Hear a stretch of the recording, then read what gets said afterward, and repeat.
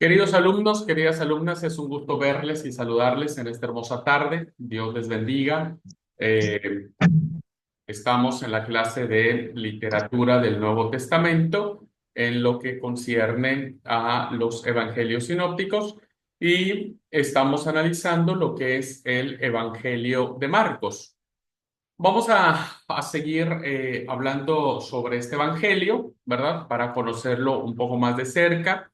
Hemos visto en la clase anterior lo que tiene que ver con las unidades literarias de los relatos de milagro, las disputas y controversias, lo que eran los llamados vocacionales de los discípulos, los relatos de Jesús, los relatos de Juan el Bautista, las parábolas. También vimos lo que era la presentación literaria acerca de que Marcos escribe en el griego corriente, el griego koiné. Sus características que estamos analizando es que Marcos se propone presentar a Jesús tal como él es, sin mediar alguna atenuación, diríamos, de la persona de Jesús. Marcos nunca olvidó, hablamos la clase pasada sobre el lado divino del Señor, y es uno de los evangelistas que presenta a Jesús tan humano, ¿verdad? Un Jesús que suspira, que se conmueve, que se maravilla, que se indigna, que ama a las personas, que siente hambre, ¿verdad? Y que además muestra signos de cansancio. Vamos a seguir analizando, voy a compartir la pantalla, vamos a seguir analizando las características de el Evangelio de Marcos. Bueno, las características. Bien, otra característica más que vamos a analizar es que Marcos una y otra vez va a insertar detalles en la narración que solo pueden venir de alguien que estuvo presente, ¿verdad? De alguien que pudo darse cuenta de los pequeños detalles. Mateo 18:2, cuando habla sobre este evento, lo plantea así: llamando hacia sí a un niño, lo colocó en medio de todos. Esta es la narración, diríamos, del Evangelio de Mateo que muestra este evento. Sin embargo, Marcos va a añadir algo que va a iluminar toda la escena, que va a ser diferente, que le va a dar un toque que hará que la escena sea completamente diferente. Porque Marcos va a decir: y tomó un niño y lo puso en medio de ellos y tomándole en sus brazos le dijo, es decir, le hizo upa, ¿verdad? O lo cargó, lo tomó entre sus brazos, y ese pequeño detalle nos hace pensar que fue gracias a un testigo ocular. Otro ejemplo lo tenemos en la multiplicación de los panes y de los peces, pues Marcos es el único que nos dice, cuando vemos este milagro en los otros evangelios, Mateo y Lucas, solo Marcos nos dice que la gente se sentó en grupos de 100 y de 50 y parecían lechos de flores en un jardín. Entonces vemos claramente que alguien tuvo la curiosidad, diríamos, la curiosidad de poder darse cuenta quién era más, qué había sucedido, porque, como dije, solo podía haberse percatado de ese hecho de los grupos de 100 y de 50 alguien que estuvo presente.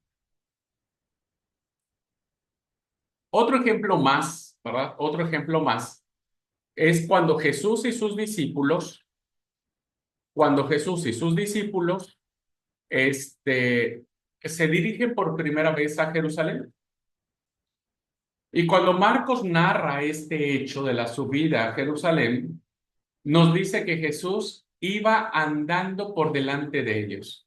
Es decir, esta alusión de que Jesús caminaba adelante, es decir, atrás iban los discípulos y él iba adelante, ¿verdad? Esto tiene una connotación teológica de considerar que Jesús iba adelante. Siempre el Señor va marcando el camino. Pero vean entonces que alguien que pudo estar presente se dio cuenta de ese detalle, como Marcos, y lo inserta en su evangelio. También Marcos nos cuenta la historia de cuando Jesús calma la tempestad, y que va a incluir una frase que no se encuentra en ninguno de los otros evangelios. ¿Cuál es la frase o cuál es el hecho que Marcos va a presentar? Y dice el Evangelio de Marcos, y estaba en la popa de la barca, durmiendo apoyado en un cabezal. Estos pequeños detalles, hermanos, de tomándole en sus brazos, de los grupos de 100 y de 50, que iba delante de ellos y que estaba dormido sobre un cabezal, evidentemente tuvo que venir de alguien que estuvo allí, que lo vio, que lo vivió, ¿verdad? Y esta es una característica muy importante del Evangelio de Marcos. Otra característica que encontramos de este evangelio es el realismo de Marcos y su sencillez que se notan en su escritura, ¿verdad? Cómo va a redactar Marcos su evangelio. Por ejemplo, miren, su estilo no es elaborado ni pulido cuidadosamente. Cuenta las historias como las contaría un niño. Por eso Marcos es un evangelio diferente. Añade cosas a unas cosas a otras, conectándolo sencillamente con la palabra y, ¿verdad? Las va conectando. Si ustedes hicieron el ejercicio de, de esta parte, se van a dar cuenta que hay muchas y de por medio. Mire, solo como ejemplo voy a leer el capítulo 1, ¿verdad? Versículo 5. Capítulo 1, versículo 5 dice, y salían a él todas las provincias de Judea. Capítulo 6, y Juan estaba vestido. Capítulo 7, y predicaba. Versículo 10, perdón, no son capítulos, versículo 10, y luego cuando subía del agua. Versículo 11, y vino una voz del cielo. Versículo 12, y luego el Espíritu. Versículo 13, y estuvo allí en el desierto. Versículo 17, y le dijo Jesús. Versículo 18, y dejando luego sus redes. Versículo 20, y luego los llamó. Versículo 21, y entraron a Capernaum. Versículo 22, y se admiraban de su doctrina. Versículo 26, y el espíritu inmundo. Versículo 27, y todos se asombraron. Versículo 28, y muy pronto se difundió su fama. Vean, por ejemplo, eso leí el primer capítulo, pero en el capítulo 3 del Evangelio hay en griego 34 frases u oraciones detrás de la otra introducidos por Elí y seguido de un verbo en particular. Capítulo 3 dice, y había allí un hombre, versículo 2, y le acechaban. Versículo 4, y les dijo, versículo 5, y él extendió la mano y la mano fue restaurada. Versículo 6, y salidos los fariseos, versículo 7, y de Judea, es decir, es la manera, podríamos pensar, que en la que un chico impaciente contaría su historia, ¿verdad? Ustedes han escuchado cómo cuenta un niño una historia. Y resulta, tío, que pasó esto, dicen mis sobrinos. Y resulta que lo otro. Y vos sabés que pasó aquello. Y vos sabés que, ¿no? ¿Por qué? Porque el estilo de Marcos es el estilo de una historia que tiene prisa, ¿no? Que va conectando las cosas. Y tiene evidentemente esta característica muy propia de Marcos. Segunda característica, le gustan mucho las frases y acto seguido e inmediatamente. Estas frases, hermanos, que ustedes van a encontrar en todo el Evangelio, aparecen casi 30 veces, fíjense, 30 veces. Parece ser que el autor no tenía otro diccionario que contara más formas de poder decir alguna cosa. A veces se dice, hermanos, cuando vemos esta reiteración de frases, acto seguido inmediatamente, es decir, lleva mucha prisa, Marcos va corriendo, se dice que de un relato que marcha, pero la historia de Marcos no solo marcha, sino que corre.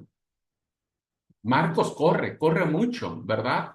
Porque mueve a los personajes de un lado para otro, de un día para otro, de un momento para otro. Vemos mucho dinamismo en Marcos, con una especie de intento jadeante para relatar la historia tan gráficamente como le parece al mismo narrador. Se dice, hermanos, que Marcos tiene esta virtud porque él quiere llegar al corazón, quiere que la gente no se distraiga, diríamos, en otras cosas, sino que entienda que Jesucristo es el Hijo de Dios que se va a revelar en el misterio de la crucifixión.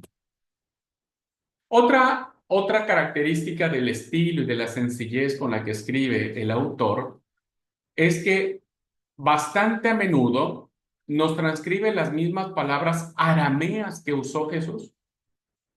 Por ejemplo, cuando él resucita a la hija de Jairo, Jesús utiliza la palabra talita cumi, una palabra aramea, que después tiene que traducir, porque evidentemente su auditorio no era, el auditorio de Marcos no es judío, el auditorio de Marcos no habla arameo, entonces tiene que traducir. Por eso leemos en la Biblia que dice talita cumi, que traducido es, a ti te digo, niña, levántate. Pero esto fue lo que dijo el Señor, ¿verdad? Al sordo con un impedimento en el habla le dijo, efata, ábrete. ¿No? Tuvo que traducir Marcos.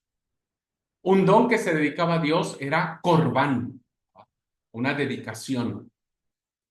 En Getsemaní, Jesús dice, Abba Padre. Y en la cruz dice, Eloí, Eloí, lama sabactani, que traducido es, Padre, Padre, oh Dios mío, ¿por qué me has abandonado? Así que Marcos trata de apegarse al sentido semítico de su historia que quiere contar. Una historia que evidentemente dentro del lenguaje de Jesús, pues se encuentra de una manera muy marcada. Si bien es cierto, su auditorio no es judío y no habla arameo, evidentemente Marcos se va a encargar de traducir esas expresiones. Si no fuera por la traducción de Marcos, no sabríamos qué significa Talita Kumi, Efata, Corbán, Abba o Elohim, Elohim, Lama Sabactani. No lo sabríamos. Pero gracias a que Marcos nos plantea esto. Así es que es hermoso, hermanos, es poderoso como Marcos escribe, ¿verdad? Como un niño que va corriendo porque quiere llegar a la cruz, porque quiere llegar al evento pascual, a la muerte y a la resurrección del Señor. Bueno, pasadas entonces las características que hemos dicho del Evangelio de Marcos, que me parecen notables para considerar, debemos ahora reconocer quién pudo haber sido el autor del Evangelio. Tal vez para nosotros es muy fácil decir fue Marcos, ¿verdad? Pero vamos a ver que en el libro, si usted lee todo el Evangelio, usted lo va a transcribir todo y en ninguna parte aparece el nombre de Marcos. No inicia diciendo, yo, Marcos, escribo este principio del Evangelio de Jesucristo, el Hijo de Dios. No, no aparece jamás, jamás, jamás en Marcos el nombre de Marcos. Entonces vamos a ver cómo llegó a considerarse a Marcos, a este personaje llamado Marcos, como el autor del Evangelio. La obra llamada Segundo Evangelio en orden del canon, porque recuerden que primero es Mateo, luego Marcos, como dije, no tiene firma. El título, según Marcos, es relativamente tardío, ¿no? Esta palabra según todavía se sigue observando en muchas Biblias más antiguas, ¿verdad? Y en las Biblias más antiguas los títulos siempre lo encontramos, Evangelio según San Marcos, ¿no? Evangelio según, es decir, parece ser que la tradición le asignó a un personaje llamado Marcos la escritura de este Evangelio. Por eso relativamente tardío. Ahora, Marcos, hermanos, es un nombre de origen romano muy corriente, es decir, era como los Juanes hoy, ¿verdad? O como los Pedros, que hay para aventar para arriba. Bueno, Marcos, al igual que el nombre Jesús, déjenme decirle que el nombre Jesús en los tiempos de Jesús era un nombre muy común, ¿verdad? Era un nombre muy común.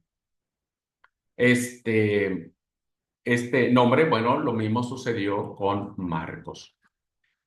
Bien, como no tiene título, como no tiene firma este evangelio, como no hay en ninguna parte del escrito que nos diga que ha sido Marcos el que escribió, tenemos que remitirnos a la tradición más antigua de la iglesia y principalmente de Papías, ¿verdad? Uno de los padres apostólicos, es decir, los líderes de la segunda generación, ¿verdad? Cuando ya murieron todos los apóstoles, los discípulos principales, cuando ellos ya habían muerto, pues se levanta otra generación, que muchos de ellos fueron discípulos de los discípulos, ¿no? O de los apóstoles. Y entonces tenemos que Papías es un obispo de Hierápolis en Frigia, ¿verdad? En el Asia Menor. Y a decir de Irineo, otro padre de la iglesia, lo llama varón antiguo. Es decir, así se le conocía a Papías, varón antiguo. ¿Por qué? Porque pertenecía a otra generación y debe ser escuchado con veneración. Es decir, que el testimonio que Papías podría haber ofrecido sobre cualquier situación de los tiempos de Jesús o de los apóstoles era para la iglesia tomado como algo profundamente serio. Entonces, Eusebio de Cesarea, que ya es un historiador de la iglesia del siglo IV, escribe una cita de Papías que data del 110 después de Cristo. O sea, Eusebio es del siglo IV, ¿verdad? Pero esta cita es del siglo segundo, porque Eusebio de Cesarea es un historiador, entonces él se encargó de investigar todo lo que había sucedido en los tiempos de Jesús y de los apóstoles. Interesante su obra, ¿eh? Y entonces vemos esta cita que dice, esto decía el presbítero, es decir, Papías. Marcos, que fue intérprete de Pedro, escribió con exactitud, pero sin orden, todo lo que recordaba que el Señor había hecho o dicho, porque él no había oído ni acompañado al Señor. Marcos no fue su discípulo. Pero más tarde, como lo he dicho, acompañó a Pedro. Ah, entonces aquí entra Pedro en escena. Parece ser que Pedro está detrás de la obra de Marcos. Dice, es decir, Pedro, enseñaba según las necesidades, pero sin hacer ninguna síntesis de las palabras del Señor. Es decir, Pedro predicaba en la tradición oral, pero nunca se preocupó por poner por escrito nada de lo que él decía. De manera que Marcos no cometió ningún error al escribir según iba recordando. Se dice, hermanos, que Marcos fue discípulo de Pedro. Entonces, Pedro le contó un montón de cosas o todo lo que él recordaba a Marcos, y a Marcos se le ocurrió la genial idea de ponerlo por escrito. Su intento fue exclusivamente reseñar todo lo que había oído sin omitir ninguna cosa y no engañar en nada de lo que relataba. Bueno, esta tradición muy antigua, atribuida a Papías, pues nos hace pensar que ya desde muy temprana edad en las comunidades cristianas, ¿verdad? A principios del siglo segundo, pues ya reconocían a Marcos como el autor de este escrito. Siguiendo a Papías, no faltan en la iglesia antigua testimonios afirmando que el segundo evangelio fue escrito por Marcos de acuerdo a la predicación de Pedro. Provienen de diferentes lugares estos testimonios, tanto del Asia Menor como de Egipto, África y Roma. Vamos a ver los testimonios antiguos que tratan de acreditar, ¿verdad?, que este segundo evangelio que aparece en nuestras listas canónicas, que en realidad es el primero que se escribió, fue por este personaje llamado Marcos, que, como dije, Pedro está detrás, solo que Pedro no lo escribió, sino Marcos. Justino, hacia el año 150, sin nombrar a Marcos, atribuye a las memorias de Pedro un detalle propio de Marcos, el título de Boanerges dado a los hijos de Zebedeo. Irineo, muerto en el 202, dice que tras la muerte de Pedro y Pablo, Marcos, discípulo e intérprete de Pedro, también nos transmitió lo escrito por la predicación de Pedro. Entonces, fíjense por qué entra este escrito al canon bíblico si Marcos no fue discípulo del Señor, porque Marcos está relacionado con el discípulo principal del Señor, que es Pedro. Y así lo atestigua Justino, Irineo, Clemente de Alejandría, muerto antes del 215 a.C., apunta en la misma dirección, aunque sus textos no están en total armonía. Tenemos otro testimonio de Orígenes, que era obispo de Alejandría, muerto entre el 253 y 254, coloca en segundo lugar, que es lo que tenemos ahora en el segundo puesto, el Evangelio según Marcos, vea cómo lo establece, compuesto según le había enseñado Pedro. Con base en estas tradiciones antiguas de los distintos padres de la iglesia y apologetas de la iglesia, nos damos cuenta que al principio la tradición se decantaba para atribuirle a, todavía no sabemos quién es este Marcos, solo mencionan a un tal Marcos que es motivado a escribir las memorias de Pedro, ¿verdad? Y cómo Pedro influyó contando lo que él vivió con el Señor Jesucristo, y Marcos lo pone por escrito. Ahora, en aras de la verdad, debemos reconocer, hermanos, que suponiendo o coincidiendo o afirmando que Marcos haya escrito este evangelio, no fue un simple amanuense. Marcos no fue el único que le dijo a Pedro, bueno, a ver, decime y dictame y yo transcribo. No, Marcos le da su propia impronta teológica. Marcos parte de los relatos de Pedro, por supuesto que sí. Marcos se atiene a los relatos que el apóstol Pedro pudo haberle dicho sobre Jesús, apoyado en un cabezal, que tomó en brazos a un niño, que se indignó, que suspiró, que todo lo que ya vimos. Pero Marcos utiliza su propio criterio para establecer una historia suya. Esto sí debemos tenerlo muy claro. O sea, no es que Marcos haya sido un solo escribiente de Pedro y nada más, copió y pegó, diríamos. No, no, no, no.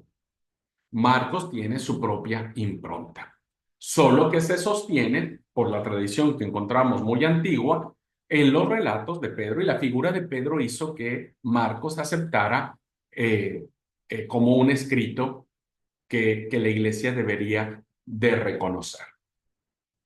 Ahora, bueno, estas referencias están en el libro en la introducción a los Evangelios sinópticos de León Dufour, páginas 66-67.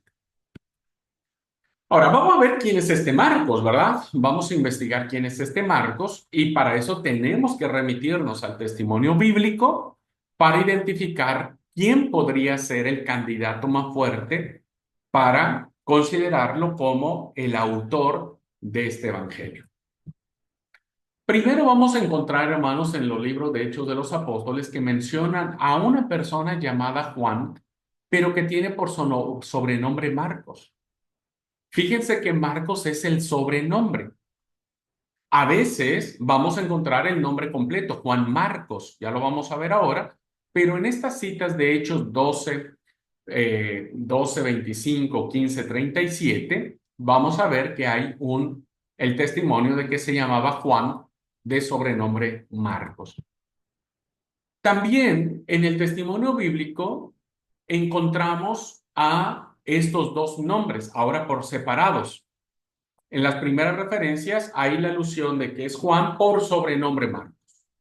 En estas dos primero encontramos al nombre de Juan, así solo, ¿verdad?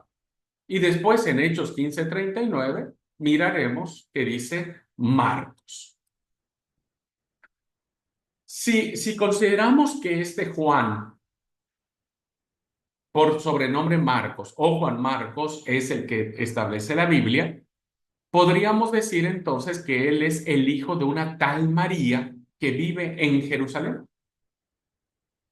Su mamá, ¿verdad? María, tiene una casa muy grande, por cierto, entonces eso significa que era de plata, tenían plata, o sea, eran más o menos acomodados o muy acomodados, porque su casa tendría que haber sido muy grande, que no era muy común en aquellos tiempos, a menos que tuvieras plata.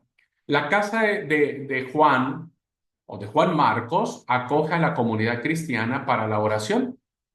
Y a ella se dirige Pedro al salir de la prisión. Cuando Pedro está encarcelado y el ángel lo libera, a la primer casa que va a la casa de Juan Marcos o a la mamá de Juan Marcos.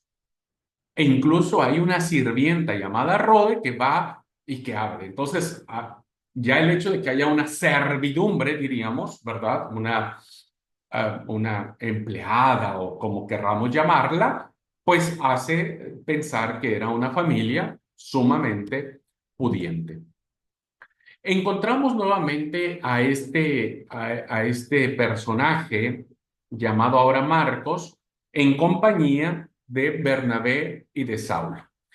Y hay una historia en el libro de Hechos de los Apóstoles donde en el primer viaje de misionero que hace Pablo con Bernabé, Bernabé le parece bien que Juan Marcos o Juan, como querramos llamarle, los acompañe. Entonces, él se embarca con Pablo y Bernabé al primer viaje misionero, pero resulta que a la mitad del viaje, sin saber las causas, no sabemos cuáles serían las causas, Juan Marcos o Marcos decide dejarlos, los abandona la misión, se separa de ellos en la ciudad de Perge de Panfilia y se regresa a Jerusalén. Este hecho irrita profundamente a Pablo, ¿verdad? No sabemos cuáles, seguramente no fueron causas justificadas por el enojo que Pablo después tiene. Si las causas hubieran sido justificadas, Pablo no tendría por qué haberse enojado de que Juan Marcos los haya abandonado. Por eso, en una segunda narración, cuando hay un segundo viaje misionero de Pablo y de Bernabé, Bernabé insiste en que deben llevarse a Juan, ya dijimos, de sobrenombre Marcos, en el segundo viaje misionero. Pero Pablo recuerda lo que ocurre en Panfilia y se enoja y hay una gran discusión entre Pablo y Bernabé, porque Bernabé insistía en que debían de llevar nuevamente a Juan Marcos, como que darle una segunda oportunidad. Pablo dijo no, no, no, no y no. Y fue tan grande la discusión que terminó separando a esta pareja, a Pablo y a Bernabé. Así que los apóstoles, Pablo se va con Silas por su lado y Bernabé se va con Juan Marcos por su otro lado. Así que vemos claramente que para estas fechas, Juan Marcos pues no era muy querido de parte de Pablo, ¿verdad? No, no era de su agrado, porque en el segundo viaje misionero dijo, por supuesto que no va, y no fue. Tan no fue que hizo que este hecho separara a los dos apóstoles, tanto a Pablo como a Bernabé. Ya cuando vemos las cartas paulinas, hermanos, o el cuerpo paulino, ya vemos que parece ser que se le ha pasado el enojo a Pablo y parece ser que ahora la imagen de Marcos ya es diferente para Pablo. Ahora Marcos ya no es el tipo que los abandona, ¿verdad? Ya no es el tipo a cual Pablo se enojó muchísimo porque los dejó colgados a medio camino en Panfilia, en Perge. Y parece ser que ya cuando pasan los años, Marcos madura, seguramente que la decisión que tomó Marcos para dejar la primera misión, el primer viaje misionero era por tonterías, por pavada, por inmadurez, por miedo, por inseguridades, por mil cosas, ¿verdad? Bueno, vemos que Juan Marcos va madurando, y Pablo va reconociendo eso en la vida de Marcos. Y entonces vemos que en las cartas de Pablo, Pablo menciona a él, pero no lo hace de manera mala, ¿verdad? No lo hace recordando cuando los dejó. En la carta de Colosenses, capítulo 4, perdón, versículo 10, vemos que en esta carta de la cautividad, que así se le conocen, ya vamos a ver eso en su momento, las cartas del cautiverio, Marcos se presenta como primo de Bernabé, como familiar de Bernabé, que está junto a Pablo. Entonces, dice Pablo que si él va a Colosas, ¿verdad? Si él va a Colosas, tendrá que dispensarle o tendrá que ofrecerle o tendrá que prepararle una buena recepción. Dice, Aristarco, mi compañero de prisiones, os saluda, y Marcos, el sobrino de Bernabé, acerca del cual habéis recibido mandamientos, si fuera a vosotros, reciban. Es decir, perdóname, yo dije que Pablo es Marcos. Marcos, si va a Colosas, Pablo le dice a la iglesia de Colosas, Marcos va a ir, recíbanlo bien, ¿no? Denle una buena acogida. Háganlo como si me hicieran a mí mismo. Claro que este es el testimonio ya de un apóstol que ha perdonado o que ha reconciliadose con este personaje llamado Marcos. La otra alusión la encontramos en la carta a Filemón 24, donde figura como un colaborador de Pablo. Fíjense, en un principio había sido el desertor, ¿no? El que desertó de la misión, pero ya al final, Pablo cuando escribe la carta a Filemón, dice, Marcos, Aristarco, Demas y Lucas, mis colaboradores. Parece ser que con esta expresión, Juan Marcos se reivindica con Pablo, ¿verdad? Y se convierte ahora ya en su colaborador. Y Pablo lo reconoce. Ahora ve a Juan Marcos, ¿no es cierto? O a Juan o a Marcos de otra manera. Lo ve con otros ojos, porque Marcos ya ha dado testimonio de que ha cambiado. Y la tercera alusión que encontramos de él es en las cartas pastorales, cuando en la segunda carta de Timoteo dice, le dice a Timoteo, tráete contigo a Marcos, que me va a ser útil en el ministerio o que me es útil en la tarea. Fíjense entonces que al principio de la historia, cuando estos dos se conocen, tienen un mal comienzo, pero tienen un buen final. Y esto representa que Marcos se ganó el cariño de la comunidad cristiana, el respeto de Pablo, que ya es mucho decir. Imagínense que se haya ganado el respeto de Pablo, es que evidentemente Juan Marcos la remó un montón, pero al final pudo demostrar que sus intenciones acerca del Evangelio de Cristo habían cambiado y que ahora él estaba dispuesto a darse por el Evangelio y Pablo lo reconoce y al final de la muerte de Pablo, ¿verdad? Pablo lo llama útil en el ministerio. Así que cuando vemos otro testimonio de este personaje, Juan Marcos, no solo aparece en las tradiciones de los padres antiguos, no solo aparece en los libros de Hechos de los Apóstoles, no solamente aparece en las cartas paulinas, sino también lo miraremos en la primera carta de Pedro, ¿verdad? En donde cuando Pedro da los saludos de despedida en esta su primera hermosísima carta, dice, os manda recuerdos la que está en Babilonia, es decir, en Roma, elegida como vosotros, se decía la iglesia en Roma, y en particular mi hijo Marcos.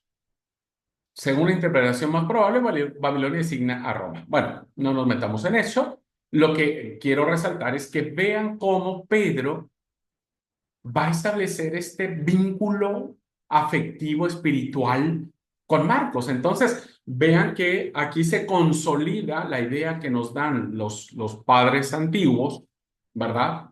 De que Marcos escribe bajo las memorias de Pedro, porque Marcos no solo se gana el respeto de Pablo, ¿verdad? Y no solo se gana el respeto y el cariño de la comunidad cristiana, sino también de Pedro. Y dicho sea de paso, pues Pedro era, pues Pedro, el gran discípulo del Señor.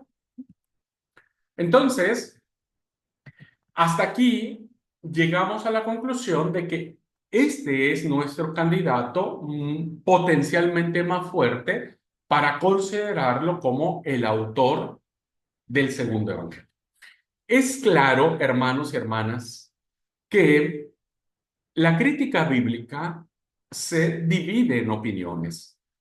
Y evidentemente hay biblistas muy reconocidos que no reconocen la paternidad de Marcos en este segundo evangelio.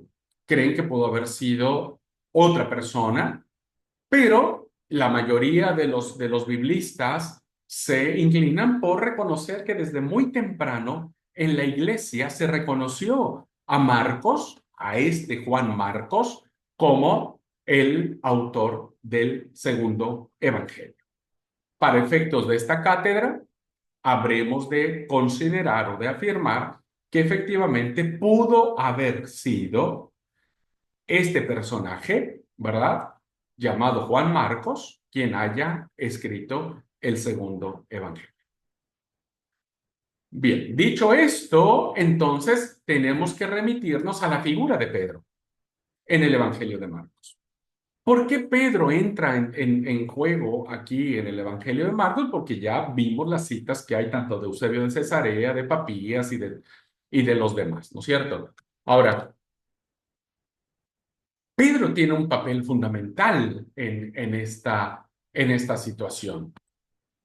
¿Por qué? Porque Marcos va a presentar una imagen de Pedro partiendo de distintas tradiciones. Y esto es altamente interesante, hermanos, de considerar cómo vamos a ver a Pedro. Imagínense, si Pedro le contó todo a Marcos, Marcos no se guardó nada, ¿verdad? Marcos no trata de justificar a Pedro, que esto pudiera haber sido. Imagínense que yo le cuento algo a alguien de lo que hice mal y yo le digo, che, pero no lo escribas tan así, ¿verdad? No, no me quemes. Tratar de matizarle un poco para que no me vea yo como el malo de la película. No, ustedes saben que no. Marcos describe a Pedro tal y como es. Vamos a verlo. Fíjense, a través de todo el Evangelio, Pedro aparece en primer lugar como un entusiasta, alguien que deja las redes y que sigue a Jesús, ¿no? Que está fascinado por la personalidad de Jesús, pero en muchas ocasiones está ciego para captar los mensajes de Jesús, el ministerio de Jesús, y entonces vemos a un Pedro como una montaña rusa, ¿no? Por un lado, encontramos un Pedro que deja las redes para seguir al Señor, y por el otro lado vemos un Pedro, según el capítulo 8 versículo 31 al 33, que Pedro le empieza a reconvenir al Señor, lo toma aparte y le dice, pará, no vamos a permitir que vos mueras, vamos a huir, vamos a irnos para otra cosa, hagamos otra historia. Y que le dijo el Señor, aléjate de mí, Pedro, porque como Satanás has hablado. Entonces, vemos claramente que Marcos no matiza a Pedro, ¿verdad? Y es el evangelio que ya me imagino a Pedro sonrojado cuando leyó el evangelio y dijo, y sí, pero es la verdad. Eso me dijo a mí el Señor. Apártate de mí, Satanás, porque no puedo hacer lo que vos me estás diciendo.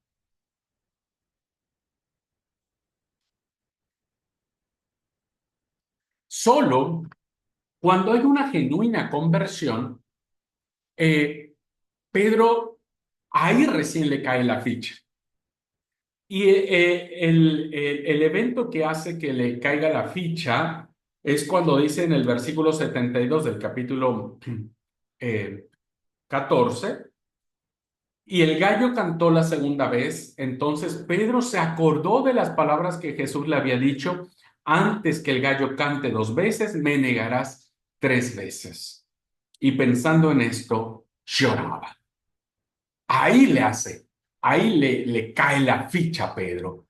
Y ahí se acuerda lo que el Señor le había dicho. Y su llanto, dice, y lloraba, ¿verdad? Su llanto le hace reconocer un montón de cosas que Pedro hacía. Este hecho, ¿verdad? De que hizo que le caiga la ficha, hace que Pedro tome la primacía. Pedro se convierta en la cabeza de los discípulos.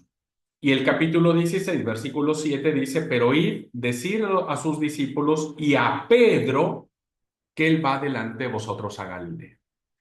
Vean claramente cómo Marcos hace una distinción. Cuando el ángel le manda a las mujeres y le digan, vayan y digan a los discípulos del Señor, pero principalmente a Pedro. Entonces Pedro toma este papel fundamental. Así que no matiza nada. Por un lado lo ubica como no el traidor, sino como el que lo negó, lo ubica como el que quería apartarlo de su misión, pero al final el llanto que Pedro tiene es un llanto sincero, profundo, que le hace reconocer que metió la pata.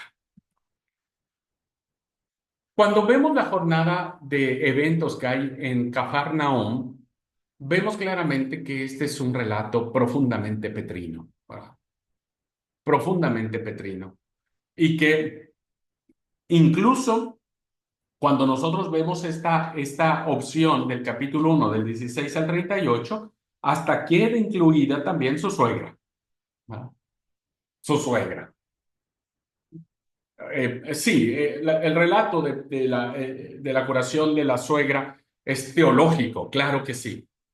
Pero fíjense cómo hasta los lazos familiares encontramos, ¿no? En Pedro, que hasta la suegra sale a relucir, ¿no? También, cuando leemos el Evangelio, vemos que la figura de Pedro está ligada particularmente a un círculo reducido de discípulos. Y esto solamente de los 12 vemos que una tarea o una actividad primordial por cuatro: Pedro, Santiago, Juan y Andrés. Son los mayores protagonistas de los eventos más importantes de Jesús, ¿no? Andrés, no tanto, pero igual tiene su papel fundamental, pero lo que era Pedro, Jacobo o Santiago y Juan, evidentemente presentan todo una forma de que eran ellos, ¿verdad? Por ejemplo, en el capítulo 9, cuando Jesús se transfigura, ¿quiénes están presentes?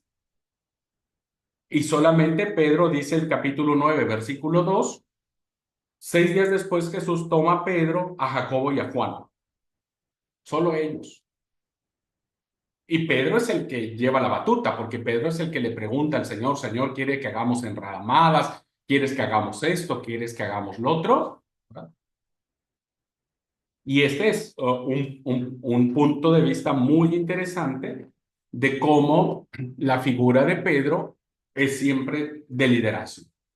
Él es el que va adelante. Incluso en las listas, cuando se nombran a los apóstoles o a los discípulos del Señor, a los 12 discípulos, el primero que aparece es Pedro. Siempre, en todas las listas, de todos los evangelios, incluso en Hechos de los Apóstoles, Pedro es la figura principal. Se lo debemos a Marcos, ¿verdad?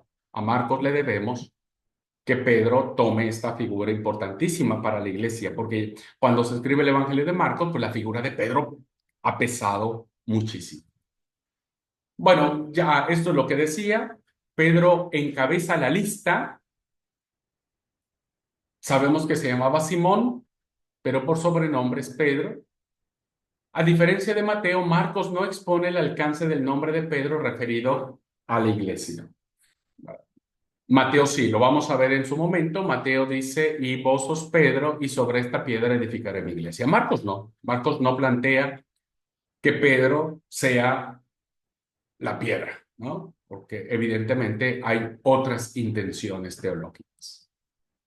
Y finalmente, vemos que cuando leemos la narración de cómo Pedro es capaz de negar al Señor, pues tampoco hay ninguna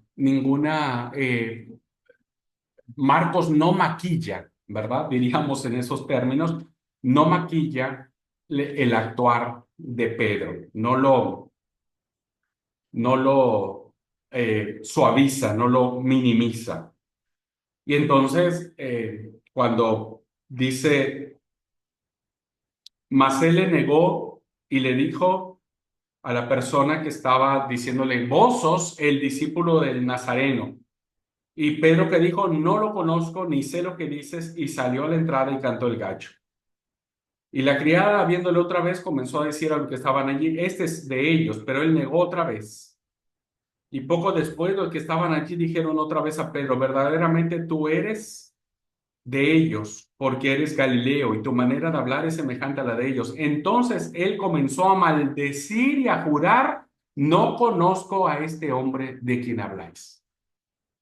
Creo que Pedro se murió de la vergüenza cuando sabía que toda la comunidad cristiana, hasta hoy, íbamos a saber que el tipo terminó maldiciendo el nombre del Señor, ¿no? Y jurando por todos los dioses que él no conocía al Señor. Por eso el llanto de él. Así que es interesantísimo resaltar cuando leamos el Evangelio de Marcos que la figura de Pedro siempre va a estar muy presente en este sentido. Bueno, ya hemos visto todo lo que son, cómo viene desarrollándose las unidades literarias de Marcos. Vimos también cómo esta forma de escribir de Marcos es una forma no es tan elevada, es contando una historia que va corriendo y inmediatamente, y aconteció inmediatamente, y levantándose allí fue, y salieron a otra ciudad, y va con este dinamismo porque quiere llegar al evento de la cruz. Bueno, ya hemos visto quién pudo haber sido el candidato potencial para este segundo evangelio. Ya hemos visto cómo Pedro tiene una figura fundamental en el Evangelio. Bueno, ahora tenemos que dilucidar, queridos alumnos, hacia dónde va dirigido este escrito, ¿verdad? Es como si yo tuviera que hacer un escrito, válgase el ejemplo, pero lo dirigiera a la comunidad del Dorado, a donde yo pertenezco. Entonces yo escribiera a la comunidad del Dorado, pero no lo estaría dirigiendo a la comunidad de Ecuador, por ejemplo, ¿no? O de Paraguay, o de Brasil. Mi comunidad, o a donde yo quiero que la gente lea este escrito, es a la del Dorado. Bueno, lo mismo sucedió en el Evangelio de Marcos. El autor evidentemente escribe a una comunidad, a una iglesia, a un grupo, diríamos, ¿no? Ahora, ¿quién era este grupo? ¿Podemos identificar quién era? Sí, podemos identificar quién era este grupo. Vamos bien. El grupo o la iglesia o la comunidad a la que escribe Marcos es una comunidad que está en periodo de crisis, está en un periodo de prueba. Marcos necesita escribir algo para darle ánimo y esperanza y decirle a su comunidad qué dijo el Señor Jesús bajo los recuerdos de Pedro. Recuerden que, como ya les dije, Marcos no es un simple eh, secretario, diríamos, ¿no? Sino, finalmente, él arma su propia historia teológica de Jesús. Pero su comunidad está en un periodo de crisis. Fíjense, vamos a ver por qué. Para los años 60, 70, tanto Palestina, la ciudad del Señor, es decir, todo lo que es Judea, etcétera, todo ese territorio, como Roma, tenían graves problemas. Y ya voy a decir algo que me adelanto, la comunidad de Marcos está en Roma. Es una comunidad a la que escribe estando la iglesia en Roma. Ahora, ¿qué estaba pasando en Roma y qué estaba pasando en Palestina?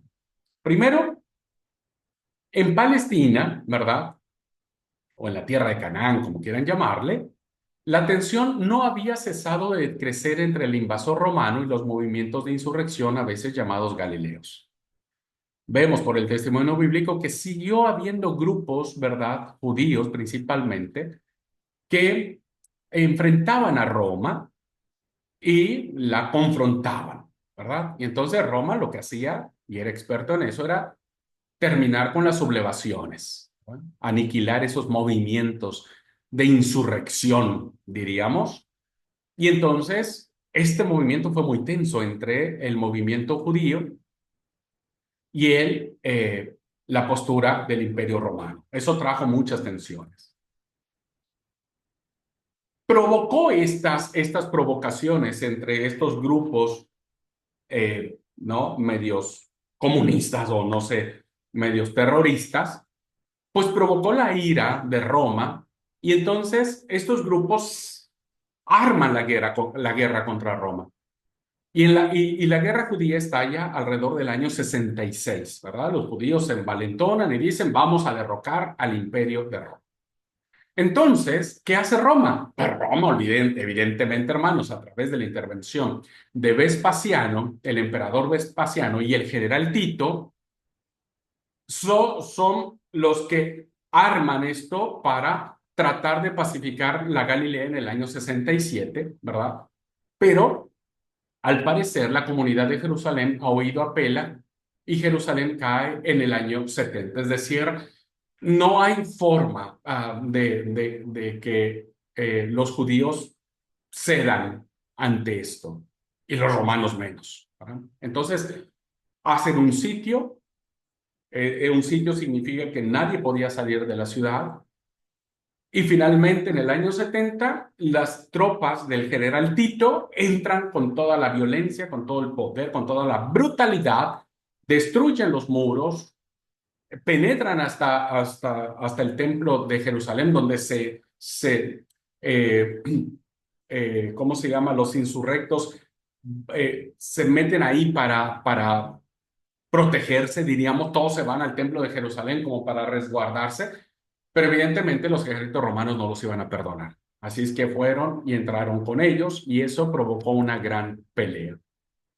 En Roma sucedía a la par de estos eventos que Nerón era coronado emperador desde el año 54. Otro evento era que la economía y el comercio estaban modificando el equilibrio social en beneficio de los caballeros y sobre todo de los libertos.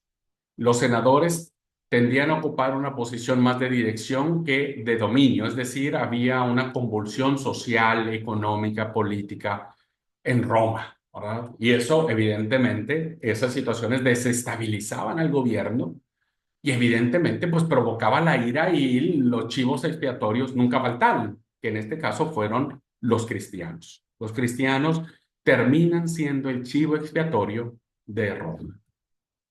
Otro acontecimiento más que marcan el año 64, previo a todos estos conflictos que se están dando, hay una devaluación económica en Roma, ¿verdad?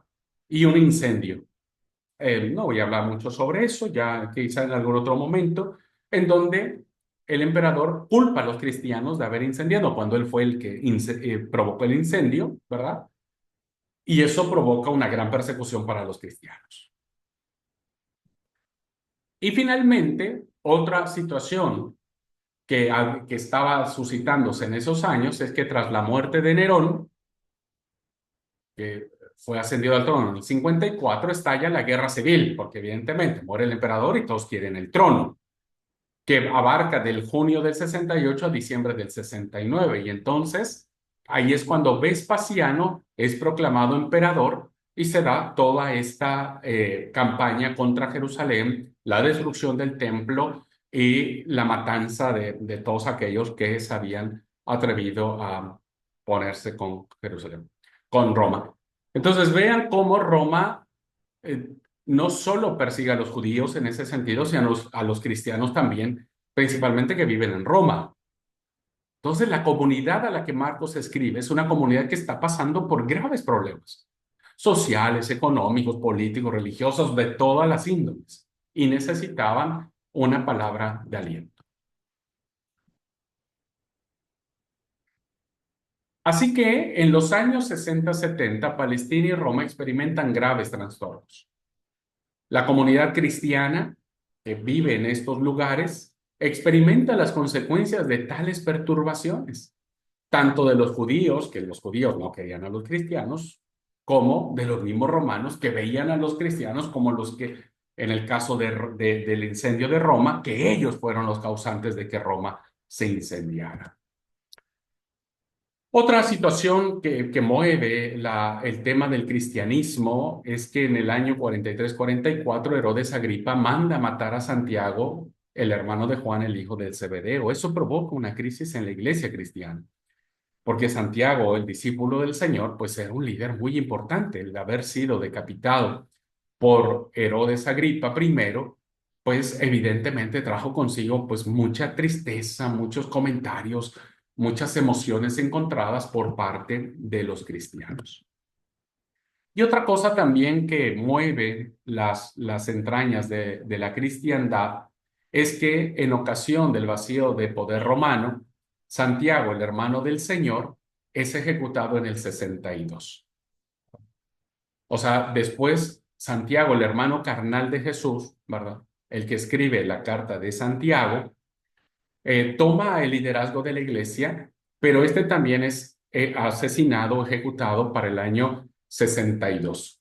Ahí lo reemplaza Simeón, su otro hermano, en la dirección de la iglesia. Entonces, vean cómo estos asesinatos, ¿verdad? De los líderes principales del cristianismo, de los discípulos del Señor, de su familia, pues provoca evidentemente que la comunidad que está en Roma, que es cristiana, que ha aceptado a Jesucristo como Señor y Salvador, etcétera, etcétera, pues también reciba como daño directo, pues todo lo que está sucediendo con los líderes principales de la cristiandad. Y para acabarla de completar, pues tenemos que en Roma, la comunidad, el lugar donde la comunidad de Marcos reside, entre el 64 y 67, tenemos los martirios de Pedro y Pablo, y para esas fechas, pues los grandes líderes, ¿verdad? Los que tienen un peso fundamental pues mueren. Pedro, según la tradición, crucificado cabeza abajo y Pablo decapitado en la ciudad de Roma. Pues esto también provoca que la iglesia se sienta como en orfandad, ¿no? Y dijera, bueno, ¿y ahora quién va a seguir adelante con este movimiento? Pero lo que no sabían que el Espíritu Santo pues ya estaba levantando otra generación de líderes que se le conocen como los padres de la iglesia y bueno, después todo que hasta ahora nosotros somos herederos de eso. Bien, entonces vean cómo en el contexto global o en el contexto histórico, para esos años en que se escribe Marcos, hay agitación social, pero también la hay dentro de las filas del movimiento cristiano, de la iglesia cristiana. Así que existen otros datos que nos permiten definir la vida del grupo que siguió a Jesús.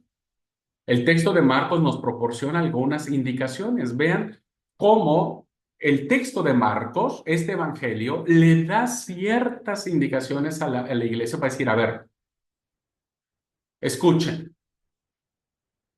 necesitamos saber qué hacer. Ya están muriendo todos, los están matando, estamos en graves problemas, necesitamos seguir a alguien. ¿Y quién era? Pues Jesús, su ministerio. Y vean, hermanos, entonces que lo primero es que la llamada de Jesús va a provocar siempre un desarraigo. Marcos le dice a su comunidad a través de este evangelio que si ellos están dispuestos a seguir a Jesús, pues tienen que saber que cuando Jesús llama a Andrés, a Simón, a Zebedeo, a Jacobo y a Juan, les dice en el capítulo 1, versículo 17, Jesús les dijo, venid en pos de mí y haré que seáis pescadores de hombres.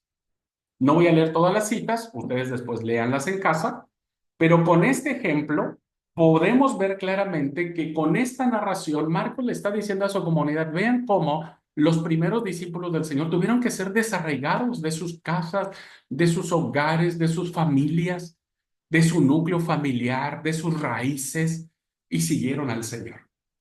Así es que ustedes no tengan miedo de eso. Si los primeros discípulos del Señor fueron llamados para dejar todo y seguir al Señor, pues nosotros también somos llamados a eso. Vean cómo Marcos a través de estas narraciones le está diciendo a su comunidad que si queremos seguir a Jesús, si Jesús nos ha llamado a servirle, bueno, sabemos que no siempre vamos a estar y no siempre vamos a ser sepultados en el lugar donde nacimos.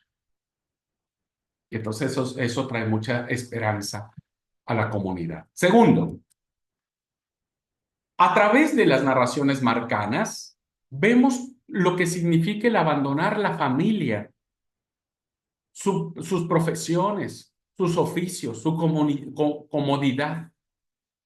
Jesús define los lazos familiares para sí y para sus discípulos. Si nosotros leemos esta narración del capítulo 20 capítulo 3, cuando vienen la madre y los hermanos de Jesús. Esta es una narración interesantísima, hermanos, bien poderosísima. Porque dice esta narración que después vienen sus hermanos, viene su mamá, pues viene su mamá, viene para su mamá y sus hermanos, ¿no? Se quedan afuera, mandan a llamar al Señor y le dicen, Señor, tu madre y tus hermanos están afuera, te buscan. ¿Y qué les responde? ¿Quién es mi madre y quiénes son mis hermanos? Y entonces miró a los que estaban alrededor y les dijo, estos son mi madre y mis hermanos, porque todo aquel que hace la voluntad de Dios, ese es mi hermano, mi hermana y mi madre. Entonces, a veces seguir a Jesús nos provoca meternos en estos conflictos en los cuales tenemos que dejar nuestros núcleos familiares. ¿Qué es lo más valioso que tenemos los seres humanos? Pues nuestra familia. Y tener que dejarla, abandonarla y mantenernos, ¿no es cierto?, alejados de esto, pues nos coloca que ahora somos parte de una familia más grande, de la familia de Jesús. Entonces la comunidad que estaba pasando en crisis les decía, tengan cuidado porque tal vez ustedes han dejado un montón de cosas, tienen que dejar en la persecución y demás, pero ahora ustedes pertenecen a una familia que nadie puede quitarlos de esa familia, ¿no? La familia de Jesús. Otra idea que encontramos en el Evangelio es abandonar los bienes. Y a través de la narración de Marcos encontramos en el capítulo 6, versículos 8 y 9, cuando el Señor les dijo a sus discípulos que no llevaran nada para el camino, solamente bordón, pero no tienen que llevar ni alforja, ni pan, ni dinero en el cinto, sino que solamente tenían que llevar sus sandalias y llevar 2 túnicas. Es decir, el mensaje de Jesús no es un mensaje que envía a sus discípulos para sacar plata, para tener plata, para valerse de los demás y ganar dinero fácil, diríamos, ¿no? Eso no lo dice en el relato de eso. Y el relato que más define a la comunidad, porque seguramente la comunidad decía, che, ¿y qué hacemos nosotros con nuestros bienes? Porque hemos trabajado y ahora estamos a punto de perderlo, estamos a punto de que todo se vaya a manos del emperador. Había esa zozobra. Entonces Marcos les cuenta la historia en el capítulo 10, versículo 17 en adelante, sobre el joven rico. Y entonces le dice, hubo un hombre, un chico que se acercó, tal, tal, y todos sabemos esa historia. ¿Y qué le dijo el Señor? Bueno, vende todo lo que tienes y dalo a los pobres. Ese es un paradigma que Marco le decía a su comunidad. Fíjense hasta dónde Jesús lleva a las personas a la renuncia de esto. Y una iglesia que está en crisis también es una iglesia que tiene que estar consciente de renunciar a lo seguro, ¿verdad? Dice el capítulo 6, versículo 7 en adelante, acerca de cómo Jesús envía a los 12 y los envía a predicar, ¿no? Para que, y habrá gente que lo reciba, y habrá gente que no, habrá gente que los quiera y habrá gente que lo rechace. Bueno, no es tu seguridad la que importa, sino que el mensaje de Cristo sea establecido. Vean, hermanos, entonces cómo estos conceptos que encontramos en las narraciones de Marcos están dirigidas a su comunidad. Y le dice a su comunidad, no se preocupen por el desarraigo, no se preocupen por abandonar su familia, su profesión, por abandonar sus bienes, por sentirse amenazados, porque solo Cristo es quien nos da la seguridad de que nos ha enviado a predicar. Esto tuvo que haber tenido un impacto profundamente a la comunidad de Marcos. Muy bien. Así que ya vimos algunas características que tenía esta comunidad, algunas de las motivaciones que hizo que Marcos les escribiera este hermoso evangelio para que ellos estuvieran tranquilos. Ahora, La comunidad de Marcos es una comunidad dinámica, ¿verdad? Es una comunidad de fe que está envuelta en todo este caos, diríamos, pero que está plenamente convencida de a quién ha creído. Por eso decimos que la comunidad de Marcos es una comunidad que se define al momento de escribir su propia historia. ¿Cómo lo hace? ¿Cómo escribe Marcos, la comunidad de Marcos, su historia? Porque es una comunidad que constantemente es invitada para que reconozca a Jesús. Fíjense que en momentos de crisis y de prueba, lo que más nos complica a nosotros es conocer a Cristo o reconocerlo, ¿no? Y la comunidad de Marcos es motivada a eso. Lo que hace vivir a la comunidad, a la iglesia, al grupo de Marcos, lo que los mantiene unidos, es esta búsqueda incesante de Jesús. Jesús ya murió. Jesús ya no está físicamente. Jesús solamente está en el recuerdo de algunas personas, pero ya no está más presente para comer con Él, para charlar con Él, para caminar con Él. Sin embargo, su recuerdo es tan fuerte, tan profundo, que sigue habiendo entre sus seguidores la idea de seguir buscándolo. Por eso, para Marcos, un grupo cristiano solo encuentra su identidad descubriendo la identidad de Jesús. Tarea jamás terminada. Todos los días nosotros tenemos que buscar, descubrir nuestra identidad como iglesia a la luz de lo que Jesús representa. Recuerden que no había otro evangelio. Este es el primer evangelio que nos habla de Jesús. Y por eso lo hace más grandioso, lo hace más lindo este evangelio. El misterio siempre está delante de él. Ser discípulos es comprometerse, a pesar de todo, en el seguimiento de Jesús, con la ayuda de algunas luces que iluminan la sendera oscura.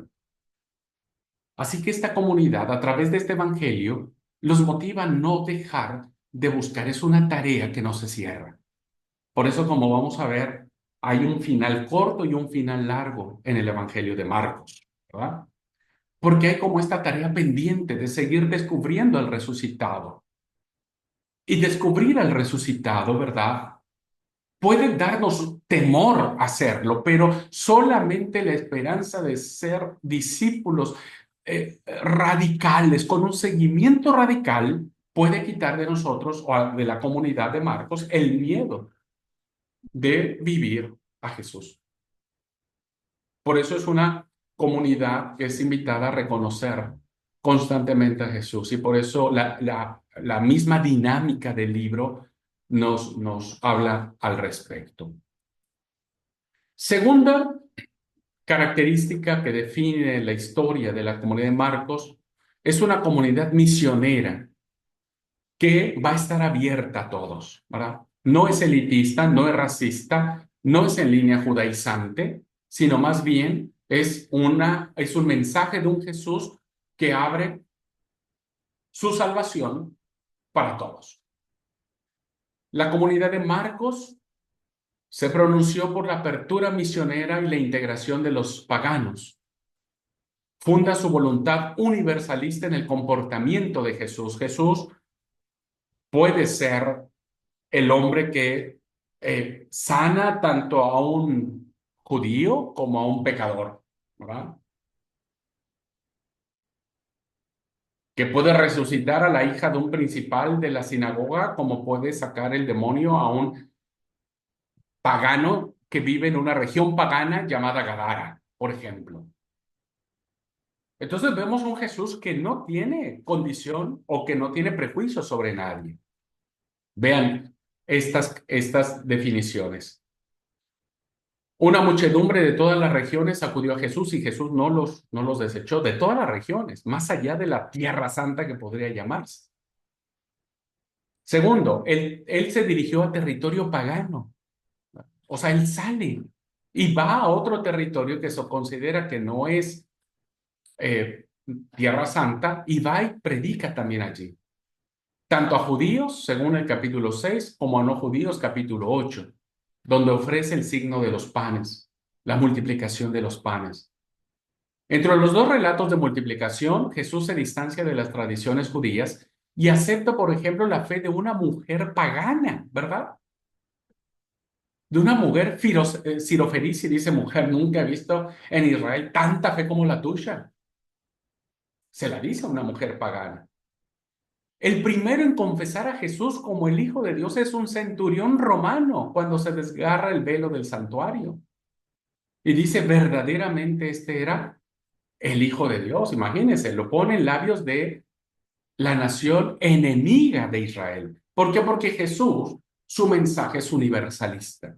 Así que Marco le está diciendo a su comunidad con estos relatos que el mensaje que deben seguir los discípulos y discípulas de Jesús tiene que ser universal y que debemos tener que acoger tanto a judíos como a gentiles para hacer de ellos una comunidad. Pablo después diría que de ambos pueblos hizo uno.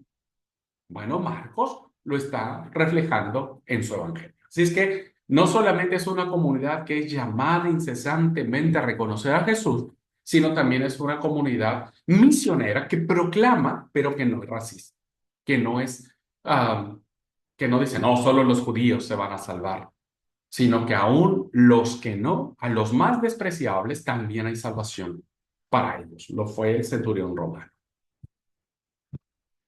Bueno, con estas dos características que para mí son fundamentales, ya nos pinta un cuadro maravilloso de quiénes sería esta comunidad y las respuestas que encontraron cuando leyeron este hermosísimo evangelio, ¿no? Más de uno respiró aliviado, más de uno dijo, creo que vamos bien, creo que estamos haciendo lo correcto, así que bueno, hermoso el evangelio de Marcos y cómo desnuda o nos describe este grupo de hermanos y hermanas que tenían estas inquietudes y que Marcos atiende con su escrito. Ahora, ¿dónde pudo haber sido el evangelio de Marcos? Ya me adelanté, dije Roma, pero en primer lugar podríamos decir que es un evangelio galileo. ¿Por qué? Porque diríamos que nos ubicaríamos en la parte norte de Palestina, Galilea, ¿verdad? Recuerden, parte norte de Galilea, donde estaban las 10 tribus hace muchos años atrás. En medio estaban los samaritanos y abajo estaba Jerusalén, en el sur, ¿no? El territorio judío donde estaban las dos tribus restantes. ¿Por qué decimos que el Evangelio de Marcos es un evangelio galileano? Porque la lectura según el espacio geográfico ha revelado una oposición entre Galilea y Jerusalén. Son dos centros de poder, diríamos. En el buen sentido estoy hablando. ¿Por qué Galilea es un centro de poder? Porque allí pasó Jesús la mayor parte de su ministerio. Eso hizo que su arraigo o la fuerza que tenga Galilea sea, pues, de mucha impronta, ¿no? Y Jerusalén, pues, porque es la ciudad de Dios, porque está el templo de Jerusalén, porque todo lo que representa. Se admite generalmente que Marcos subraya la importancia de Galilea en su obra, porque va a situar a Jesús en todo lo que hace, lo va a situar en Galilea. Y solo al final de su evangelio va a llevar a Jesús a Jerusalén, a donde va a ser muerto, va a ser juzgado, arrestado, crucificado y resucitado. Según el evangelio de Marcos, Jesús va una sola vez a Jerusalén a su ministerio, en su ministerio. Una sola vez, y la vez en la que va, pues es para que lo crucifiquen. Mateo dirá lo mismo dirá Lucas. Tanto Mateo, Marcos y Lucas nos dirán que Jesús fue una sola vez a Jerusalén. El Evangelio de Juan nos dirá que por lo menos 3 veces Jesús va a Jerusalén. Pero por eso Juan se cocina aparte, decimos, ¿no? Así que Marcos va a subrayar a Jesús allá. ¿Por qué? Porque dice que de allí viene Jesús, viene de Galilea, porque es la patria del Evangelio, es allí donde empieza, ¿no? Hacer luz a las naciones, porque es el centro de difusión de su fama, porque allí en Galilea es donde Jesús escoge a sus primeros discípulos, le recorre por arriba, por abajo, por un lado del mar de Galilea, luego va al otro lado del mar de Galilea, y luego va más al norte, y luego va más al sur, y todo está en la región de Galilea, y la abandona tardíamente. Por eso dije, cuando Marcos ya dice que Jesús sube a Jerusalén, pues es la vez para matar. Entonces, si ustedes leen, por ejemplo, voy a leer Marcos 1:28, dice, y muy pronto se difundió su fama por toda la provincia alrededor de Galilea. Por eso se dice que es un evangelio con profundo sabor galileano. ¿No? La parte norte, porque allí el Señor hizo todo. De ahí vino, ahí empezó la proclamación del evangelio, porque de ahí la fama se extiende a toda la provincia. De Galilea son sus primeros discípulos, ¿verdad? Y Galilea está en la mayor parte de sus relatos de milagros, de curaciones, etcétera, etcétera, etcétera. Y bueno, y también algo muy interesante, hermanos, que esto lo voy a platicar cuando veamos el libro de Hechos de los Apóstoles y de Lucas, porque Lucas nos dirá que Jesús va a ascender a los cielos en Jerusalén. ¿Ah? Hechos de los Apóstoles nos dirá lo mismo. Pero Marcos nos dice que no. Marcos dice que Jesús no va a aparecer en Jerusalén. Jesús tiene que aparecer en Galilea. Entonces, para Marcos, Jerusalén no tiene importancia. Para Marcos, lo que tiene importancia es Galilea. Por eso le dice al final de lo que se llama el Evangelio corto, le dice a las mujeres, vayan y díganle a los discípulos y a Pedro que él se va a aparecer, es decir, el Señor va a aparecerse con ustedes en Galilea. Bueno, tiene todo un sentido teológico el por qué Marcos elige Galilea y no Jerusalén. Pero Lucas no va a elegir Galilea y Lucas va a elegir a Jerusalén como el centro de reunión. Por eso se dice, hermanos, que el Evangelio de Marcos tiene un profundo sabor galileano. Sin embargo, los eruditos consideran que el Evangelio fue escrito a la iglesia que está en Roma. Generalmente se opta por Roma. Esta opinión tiene apoyo muy fuertes en autores muy antiguos como Clemente de Alejandría, como Jerónimo, como Eusebio, como Efrén. Y en definitiva, es altamente probable, ¿verdad? Porque nada podemos afirmar a ciencia cierta en las ciencias bíblicas, que el Evangelio de Marcos pudo haber sido escrito en Roma alrededor del año 70. Algunos lo datan en el 60. Bueno, entre la década del 60 y 70, allí es, si no es que no lo fue para la comunidad romana, ¿no? Entonces es un evangelio que se escribe a la iglesia en Roma. Establece una relación consistente con el ministerio de Jesús iniciado en Galilea e incorpora numerosas tradiciones galileanas. En todo caso, surge de una comunidad en la que la misión a los paganos es una opción preferente. Si el evangelio de Jesús y el mensaje de Jesús incluía a los paganos, evidentemente la iglesia de Roma, compuesta principalmente por paganos, habría acogido con mucho beneplácito el mensaje de un Jesús que se abre también a ellos, ¿verdad? Y que quedaron estupefactos cuando escuchan que la confesión cristológica de que Cristo verdaderamente es el Hijo de Dios viene de un centurión romano. Ellos sabían lo que eso significa.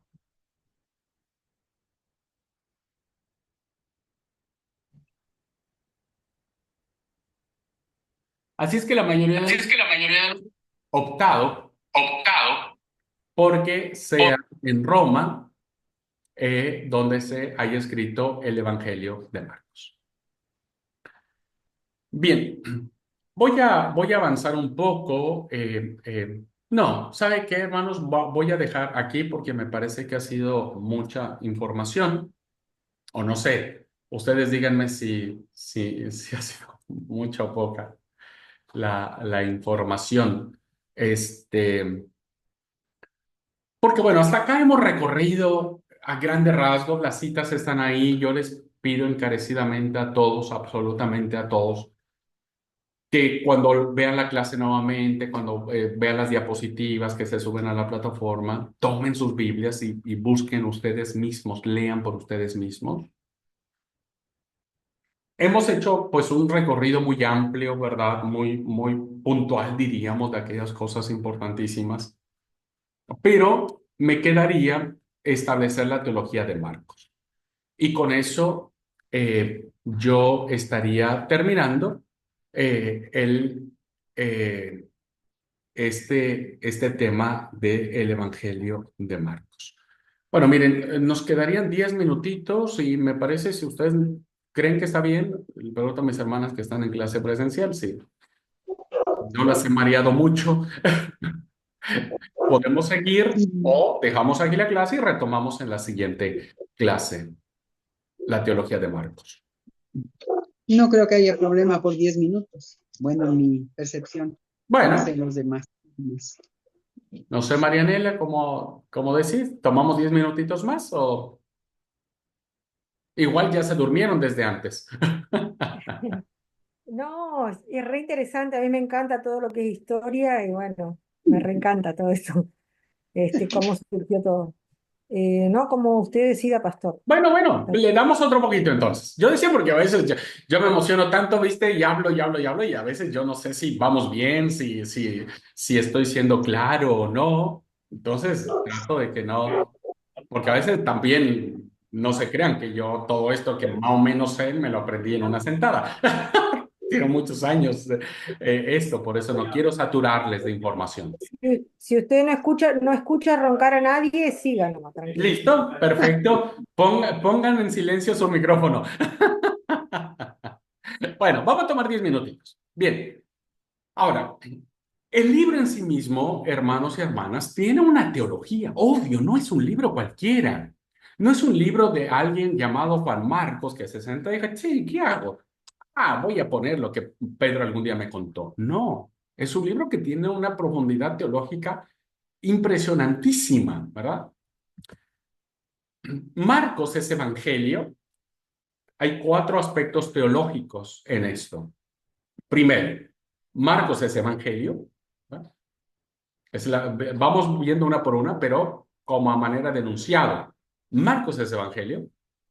Marcos va a proclamar un concepto interesantísimo que viene desde la antigüedad, ya lo vimos, que tiene que ver con el reino de Dios, el reino de Yahvé, el reino en el cual el Mesías vendría a inaugurar. Tercera opción teológica, Marcos va a revelar de una manera clara, contundente, el reconocimiento de quién es Jesús, ¿verdad? Y finalmente, la teología de Marcos nos va a invitar a una llamada para vivir la vida de Jesús. Marcos es el libro del seguimiento, es el libro de la invitación a seguir a Cristo. Recuerden ustedes, hasta este momento la comunidad de Marcos no sabe nada de Jesús más allá de lo que ha leído de las cartas de Pablo. Pablo le escribió a la iglesia de Roma una hermosísima epístola, creo que la mejor epístola teológica de Pablo se le escribe a la iglesia de Roma. Y ahora reciben este regalo. Y entonces hay estas cuatro intenciones teológicas de Marcos. Vamos a ver la primera y con esa quedamos hoy.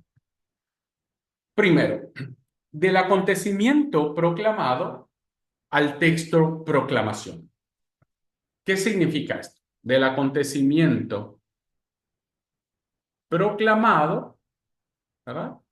Al texto proclamación. Evangelio, como dijimos, pertenece al vocabulario de la misión cristiana.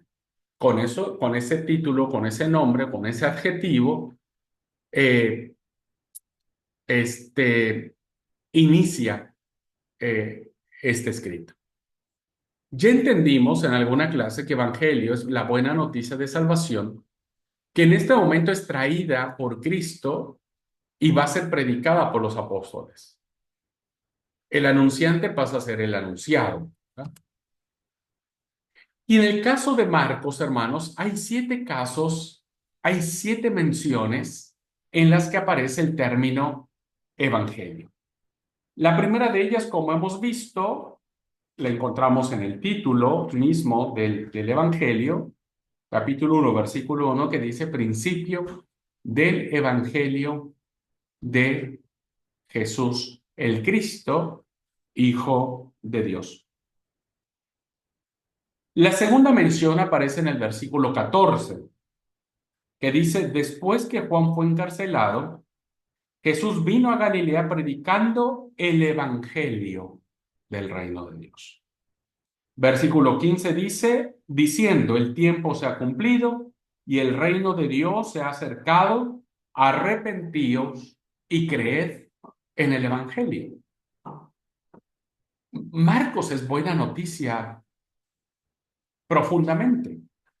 Capítulo 8, versículo 35 dice, porque todo el que quiera perder su vida, la perderá.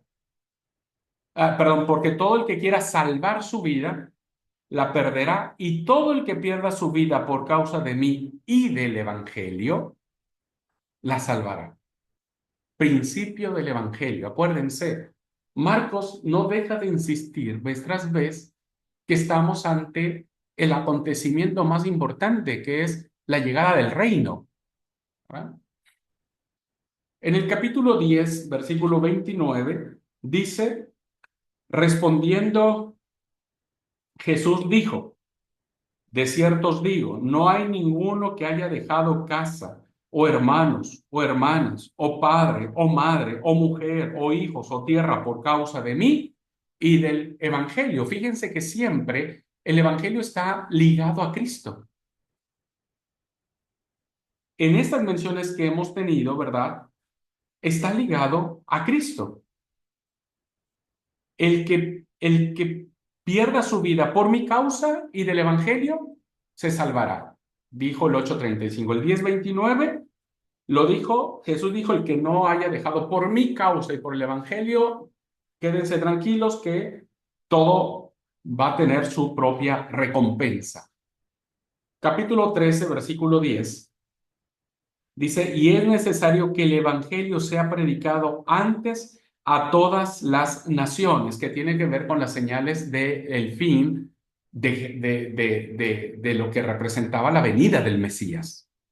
Fíjense entonces que la venida del Mesías está en función de la buena noticia. Y es necesario que el Evangelio sea predicado a todas las naciones. Y en el capítulo 14, versículo 9 dice, de cierto os digo que donde quiera que se predique este evangelio en todo el mundo, también se contará lo que está hecho para memoria de ellas cuando una mujer unge a Jesús en Betania. Y dice, donde quiera que se predique este evangelio al mundo, también se contará lo que esta mujer hizo. Siempre va en función de Jesús. Esto es interesantísimo, hermanos, porque la buena noticia es Cristo. Recuerden que el anunciante pasa a ser el anunciado. Jesús predica el reino de Dios, pero en la interpretación de la iglesia cristiana, ya Cristo es la buena noticia en sí misma. Por eso siempre en el Evangelio de Marcos, el Evangelio está en función de Cristo. Cristo es el Evangelio. ¿Verdad? O sea, Evangelio no es ir a tocar casa por casa, no es hacer campañas evangelísticas, no es hacer campañas médicas. Eso es consecuencia.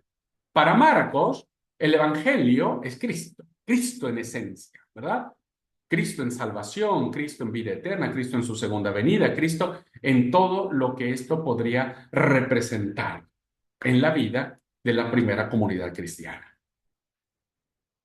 Bueno, ahora sí, voy a dejar acá esta primera parte y concluimos, si Dios permita, en la siguiente sesión. ¿Ok? Así que quiero preguntar a mis hermanas que están en clase presencial si tienen alguna duda, alguna pregunta, algún comentario que quieran hacer sobre lo que hemos visto hasta este momento. Por favor, con toda confianza. Para mí todo está muy claro. Sí, está muy bien explicado. Sí, no hay dudas. Bueno, me alegra.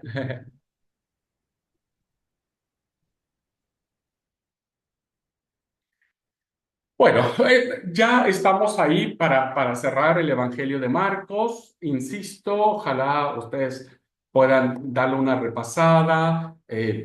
Hoy, por efecto de la clase, saltamos muchas citas bíblicas, pero ustedes pueden tranquilamente volver a mirar la clase, bajar las diapositivas, estudiarla con calma. Recuerden que ahora ustedes tienen todo el derecho de preguntar cuando sea el examen, yo voy a plantearles y decirles, bueno, cuéntenme cómo es la teología de Marcos, ¿no? Y ahí ustedes tienen No, que... por favor. No, no, tranqui, va a estar tranquilo el examen. Bueno, hermanas, muchas gracias. Gracias por su atención. Deseo que el Señor les bendiga, que tengan un bendecido sábado, un hermoso Amén. día del Señor. Nos vemos, Dios mediante, el día lunes. Ya vamos, el día lunes termino con Marcos, que ya me faltan solo los 3 puntos de la teología de Marcos. La primera es una teología del Evangelio muy fuerte. Ya voy a hablar un poquito más sobre eso en la próxima clase. Y vamos a iniciar con el estudio de Mateo, ¿verdad? De Mateo. Así que este será el segundo evangelio que vamos a ver la siguiente semana. Y la última semana estaremos viendo Lucas y ahí cerraremos nuestra cursada. ¿Ok? Bueno, deseo que Dios les bendiga, que pasen una hermosa y bendecida tarde. Paz y bendición.